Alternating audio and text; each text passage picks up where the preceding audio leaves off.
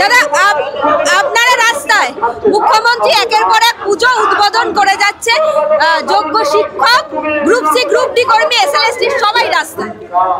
এটাই তো ওনার লজ্জা। এই ওনার যদি মিনিমাম লজ্জা থাকে, ওনার যদি মিনিমাম দায়বদ্ধতাবোধ থাকে, তাহলে তো এই মুহূর্তে ওনার পদত্যাগ করা উচিত। আজকে আপনি ভাবুন, আপনার মিডিয়া চ্যানেল দিয়ে সবাইকে বলতে চাই, আজকে রাজ্যের দুর্গাপুজোর আমেজ চলছে, দুর্গাপুজো শুরু হয়েছে, আজকে আমাদের এখানে থাকার কথা ছিল।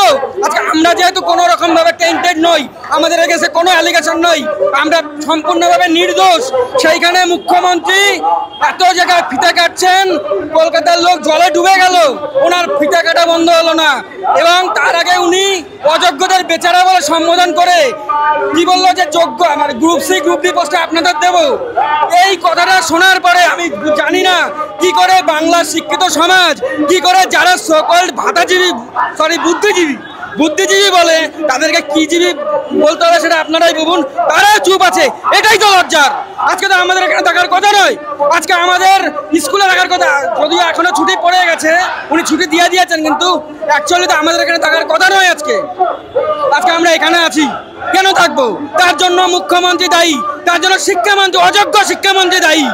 উনি ওনার কাছে গেলেই বলে যে আমি ওই সময় দায়িত্ব ছিলেন না। আরে আপনি ওই সময় দায়িত্ব ছিলেন না, আপনি এখন তো এখানে দায়িত্বে আছেন। আমাদের পেন্ডিং কাজগুলোকে আমরা করি না, স্কুলে করতাম না? আমাদের আগের যে সমস্ত কর্মচারীরা আমাদের কাজগুলো করে দিয়ে গেছে, সেই পেন্ডিং কাজগুলো তো আমরা করতাম। আপনার পূর্বতন মন্ত্রী কি কাজ করে গেছে তা আপনি করবেন না? তাহলে আপনি ওই জায়গাটা আছেন কেন? আপনি যখন কিছুই করবেন না, তাহলে আপনি নাটক করুন, গিয়ে যান। আপনাকে এই চেয়ারটা শোভা পায় না, আপনাকে এই চেয়ারটা শোভা পায় না।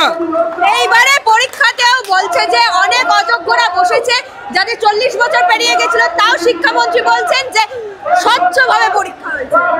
ওনাদের কাছে অযোগ্যরাই স্বচ্ছ, ওনাদের কাছে অযোগ্যরাই স্বচ্ছ, ওনাদের কাছে মনে হয় এমন ওনাদের ভাব, ওনাদেরকে মনে হয় ওনাদের কাছে অযোগ্যরাই স্বচ্ছ, যোগ্যরাই অস্বচ্ছ। অ্যাকচুয়ালি কি জানেন, আমাদের দোষ হচ্ছে আমরা 70 টাকা দিয়ে ফর্ম ফিল আপ করেছিলাম। আমরা 10 লাখ 15 লাখ 20 লাখ দিতে পারিনি, আমরা 70 টাকা দিয়ে ফর্ম ফিল আপ করেছিলাম। সেই কারণেই ওনারা আমাদের প্রতি এত বিরূপ আচরণ করছেন। আর যারা ওনাদেরকে ইলেকশনে লড়ার জন্য, ইলেকশন বন্ডে টাকা দেওয়ার জন্য 15 লাখ 20 লাখ টাকা করে দিয়েছে, তাদের প্রতি উনি সহানুভূতি সম্পন্ন। রাজ্যের মানুষ বিচার করুক, শিক্ষিত সমাজ বিচার করুক যে কাকে আপনারা এখনো পর্যন্ত ক্ষমতা রেখে দিয়েছেন। আমার বলতে লজ্জা লাগে, একসময় আমিও অনেকে ভোট দিয়েছিলাম এর জন্য আমি এখনো তো সেই পাপের বোঝাটা বইছি। আজকে যারা ওনার গুণগান করেন, আমি আজকে বলে দিলাম এইখান থেকে, একদিন আসবে তারাও এই লজ্জা পাবেন যে কেন ওনারা ওই গুণগান করেছেন। মানবিকতার মুখোশ পরে আসলে এই রাজ্যের যুব সম্প্রদায়ের ভবিষ্যৎ নষ্ট করছে এই মুখ্যমন্ত্রী। উনি সর্বদা মানবিকতার নাম করে, মুখোশধারী মানবিকতার নাম করে সারা রাজ্যটাকে ধ্বংস করেছে।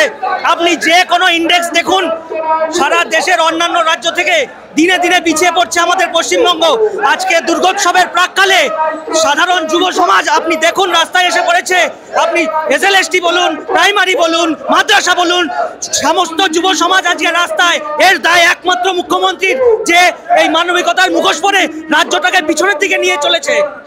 এই মুখ্যমন্ত্রীর অবিলম্বে পদত্যাগ দরকার, না হলে এই রাজ্য টিকবে না। সমস্ত রাজ্য থেকে পিছিয়ে গেছে, আরো পিছিয়ে যাবে। এই রাজ্যে না আসবে শিল্প, না শিক্ষা, না স্বাস্থ্য, কিচ্ছু বেঁচে থাকবে না, সব ধ্বংস হবে।